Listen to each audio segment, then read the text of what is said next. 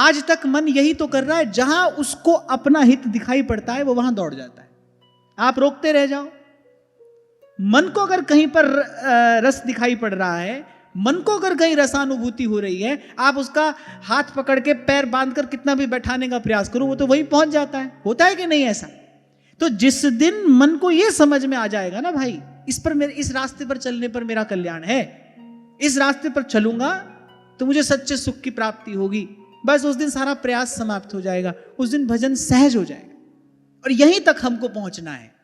अभी हम प्रयास कर रहे हैं, करते ही रहना है, करते रहना पड़ेगा, चाहे सरल लगे, चाहे कठिन लगे, चाहे मन लगे, चाहे मन न लगे, चाहे रुचि हो, चाहे रुचि न हो, पर अभी तो भाई करना पड़ेगा।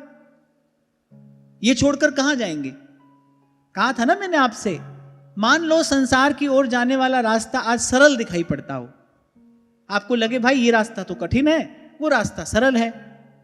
अब भाई सरल रास्ता दिखाई पड़ रहा है तो ये अर्थ थोड़ी है भाई उस पर चलकर और अंधे कुएं में जाकर गिर जाएंगे, उस कांटों की झाड़ी में अपने आप को ले जाकर डाल देंगे जिसमें उलझ उलझ मर जाना है।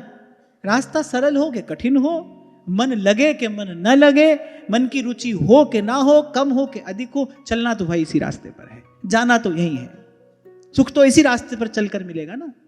इसीलिए कभी आपसे मैंने कहा था भाई, मन को सन्मार्ग पर लाने के लिए भजन करना है, मन को अच्छा लगने के लिए भजन नहीं करना है कि मन को अच्छा लग रहा है तो भजन करेंगे, नहीं लग रहा है तो नहीं करेंगे। आधे से अधिक साधकों की यही स्थिति होती है। आज मन नहीं था, आज मन नहीं लगा, आज मन नहीं किया। अरे जिस दिन मन नहीं था, जिस दिन मन नहीं लगा, उस दिन तो अगर 2 माला रोज करते हो तो उस दिन 4 करो। रोग बढ़ा है, मन में रोग बढ़ा है, तभी तो मन की रुचि नहीं हो रही। कहीं ना कहीं पूर्व का कोई पाप सामने आया है, हमसे व्यवहार में कोई भूल हो गई है, आहार में, आचार विचार में कोई त्रुटि हो गई है, तभी तो मन में वो विकार पैदा हुआ है। किसी क्रिया की प्रतिक्रिया ही तो है वो। तो उस दिन तो मुझे लगता है कि दुगना मंत्र जप करना चाहिए, दुगना नाम जप करो, इच्छा भी नहीं हो तो भी सत्संग श्रवण करो। कभी कभी ऐसा होता है जब शरीर रोगी हो जाता है, कुछ भी अच्छा नहीं लगता, रोगी व्यक्ति को कभी कभी कुछ अच्छा नहीं लगता, पर भाई औषधि अच्छी लगे ना लगे, पथ्य अच्छा लगे ना लगे, तो लेना तो पड़ता है भाई। अगर स्वस्थ होना है तो लेना पड़ेगा। ऐसे ऐसे भाई अनेक अनेक प्रकार के विचार करके किसी भी प्रकार से रट हरिवंश जप हरिवंश श्री हरिवंश सुनाए। कभी आपको लगे भाई इस समय जप हो सकता है, मन थोड़ा शांत है तो जप करो, पर जप नहीं हो सकता तो उस समय रटो। और आपको लगता है भाई बैठने की स्थिति ही नहीं है तो चलते फिरते गाओ, ध्याओ, सब सुविधा हमको उपलब्ध है। हमको श्री जी की कृपा से ऐसा मार्ग मिला है जिस पर कोई बंधन है ही नहीं। स्नान क्रिया जप तप नहीं, सेवक जी महाराज ने स्पष्ट कहा है, हमको तो किसी प्रकार का बंधन ही नहीं है। हमारे महाप्रभु जी की यही तो हम पर कृपा है, विधि निषेध नहीं, दास अनन्य उत्कट व्रतधारी। बस हमको एक भाव में हमेशा बने रहना है, श्याम श्यामा सदा हमको प्यारे रहे, हम इन्हीं के रहे ये हमारे रहे, इस भाव में हमेशा रहना है। और एक और बात मैं आपको एक साधक के रूप में कह रहा हूं, जितनी भी कठिनाइयां हैं वो आरंभ के थोड़े समय के लिए। जैसे एक व्यक्ति जिसको बिल्कुल भी परिश्रम का अभ्यास नहीं है, माने उसके शरीर को परिश्रम करने की आदत ही नहीं है, अब उस व्यक्ति को व्यायामशाला में डाल दो। अब आरंभ का कुछ काल तो भाई बड़ा कठिन होता है, ये तो हमने देखा है, वो तो बड़ा कठिन समय होता है, शरीर का एक एक अंग दुखता है। मुझे याद है जब जिस दिन पहले दिन हम व्यायाम करने के लिए गए थे, तो जब वापस लौट कर आए तो हमको भोजन शंभू जी ने कराया था। अपने हाथ से तो आप ग्रास लेकर मुख में भी नहीं डाल सकते, ऐसी स्थिति हो गई थी। और कुछ काल तक वैसा ही रहता है। लेकिन वो सब पीड़ा, वो सब कष्ट अगर आप झेल लेते हैं, और जैसे ही शरीर को परिश्रम का अभ्यास होने लगता है, जैसे ही वो परिश्रम शरीर के लिए सहज होने लगता है, फिर एक समय ऐसा आता है शरीर उस परिश्रम के बिना नहीं रह सकता। उस परिश्रम में उसको सुख मिलने लगता है, उस परिश्रम में उसको आनंद मिलने लगता है। जैसे किसी शूरवीर को युद्ध क्षेत्र में मिला घाव सुख देता है, उसको वो पीड़ा नहीं देता।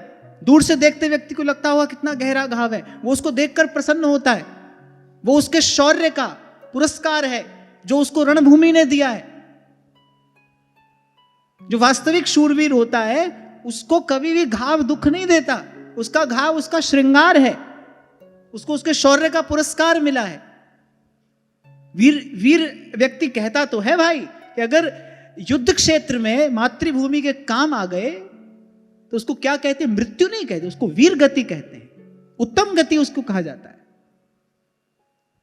आप भारत का इतिहास पढ़िए, जिन योद्धाओं को अपने जीवन काल में कभी युद्ध करने का अवसर नहीं मिला, वो निराश हो जाया करते थे। हमारा शौर्य, हमारा पराक्रम किस काम आया? मातृभूमि के काम ही नहीं आया। क्यों? क्योंकि तन मन को उसका अभ्यास हो गया है। ऐसे ही जैसे शरीर को परिश्रम का अभ्यास हो जाता है, शरीर को उसमें सुख मिलने लगता है। अच्छा, खूब वर्षों के अभ्यास के बाद भी कभी कभी इंजरी हो जाती है, यहां वहां पीड़ा होती रहती है, तो ये सब चलता रहता है, लेकिन फिर वो कष्टदायक नहीं होता, वो अब अपितु उत्साह को और बढ़ाने वाला होता है। ऐसे ही आप भजन करना आरंभ करोगे ना, तो भाई भजन का अभ्यास तो मन को है नहीं, कब से नहीं है? सदा से नहीं है। अब आपने उसको ये मार्ग दिखाया है, अब आप खींचतान के मन को उसमें ला रहे हो। भाई पहले तो भाई अंग अंग दुखेगा, खरो ही कठिन है भजन डिंग ढरिबो, तमक सिंदूर मेल माथे पे साहस सिद्ध सती को सो जरिबो।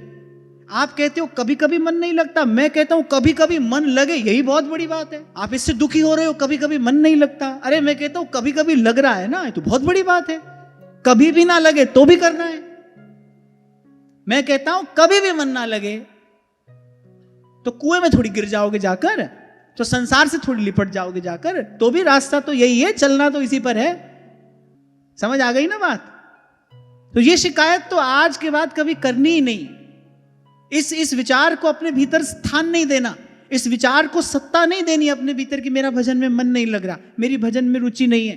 अनेक अनेक प्रश्न आपका मन खड़े कर देगा। अभी कल ही एक बहन ने प्रश्न किया, दीक्षा के बाद वृंदावन धाम आना नहीं हो पाया, तो क्या श्री जी मुझसे प्रेम नहीं करते? क्या मैं कभी भजन कर पाऊंगी? क्या कभी मुझे धाम की कृपा मिलेगी? अब ये क्या है? ये मन बुद्धि के बुने हुए विचार हैं, और मन बुद्धि का कार्य यही है, ऐसे विचारों का जाल बुन के आपको उसमें उलझाए रखना। मैं आपसे एक प्रश्न करता हूं, आपने कहा दीक्षा के बाद वृंदावन नहीं आ पाई, और मैं आपसे यह कहूं कि अगर दीक्षा के लिए भी ना आ पाते तो क्या होता? श्री जी ने कम से कम आपकी इतनी व्यवस्था तो कर दी ना, आपको दीक्षा मिल गई, आपको जपने के लिए नाम मिल गया, आपको पढ़ने के लिए वाणी ग्रंथ मिल गए, और सुनने के लिए सत्संग तो भाई आज सारी दुनिया में सबको उपलब्ध है। आपकी दीक्षा हो गई, तो जो आपके जीवन में सकारात्मक हुआ है उसको देखिए ना। जहां श्री जी ने आप पर कृपा की है, आप उस कृपा का अनुभव करिए ना। तो मन क्या करेगा? मन आपको ऐसे ही व्यर्थ के विचारों में उलझाए रखेगा। हमसे हो पाएगा कि नहीं हो पाएगा, हम कर पाएंगे कि नहीं कर पाएंगे। तुमसे नहीं हो पाएगा, तुम नहीं कर पाओगे, फिर भी करना है। कुंवरी किशोरी नाम सो उपजो दृढ़ विश्वास। बड़ी बात यह है भाई, लगे रहना है इसमें। और आप मेरी बात का विश्वास कर सकते हो, आपकी इच्छा हो तो। ये साधक जीवन का अनुभव मैं आपसे कह रहा हूं। वो जितनी सारी कठिनाई है ना, वो भाई आरंभ के कुछ काल की है। जो शुरुआत का थोड़ा सा समय होता है ना, वो उतनी देर की कठिनाई है। सब द्वंद्व दुविधा सब उतनी देर के लिए ही है। उस समय धीर गंभीर होकर यदि आपने वो सब सह लिया, तो फिर आशा का सूर्य उदय होता है।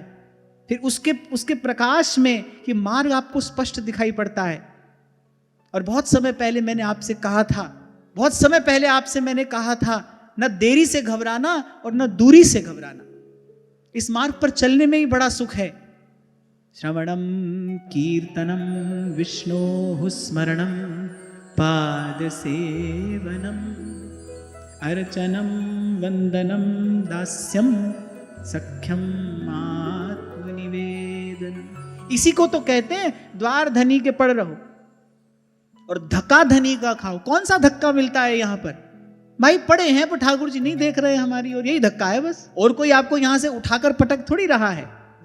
यहां कौन सा धक्का मिलता है, बस यही धक्का मिलता है। अपनी ओर से खूब लगे हैं, जब भी कर रहे हैं, सेवा भी कर रहे हैं, सत्संग भी सुन रहे हैं, परिक्रमा भी लगा रहे हैं, नियम पालन भी कर रहे हैं, सब कर रहे हैं, पर स्वप्न में भी श्री जी का दर्शन नहीं हो रहा, कोई झलक हमको नहीं मिल रही। इतना वृंदावन के विषय में पढ़ते हैं, हमको तो कोई अनुभव नहीं हो रहा, बस यही धक्का पड़ रहा है। इस धक्के को खाइए। द्वार धनी के पड़ रहो और धक्का धनी का खाओ। एक दिन धनी निवाजी है, द्वार छाड़ नहीं जाओ। यहां आए हो, ये द्वार मिला है, द्वार नहीं छोड़ना, माने मन से कहीं और ना चले जाना, मन से निराश मत हो जाना। जैसे अंग्रेजी में कहते हैं ना, don't give up, give up नहीं करना है।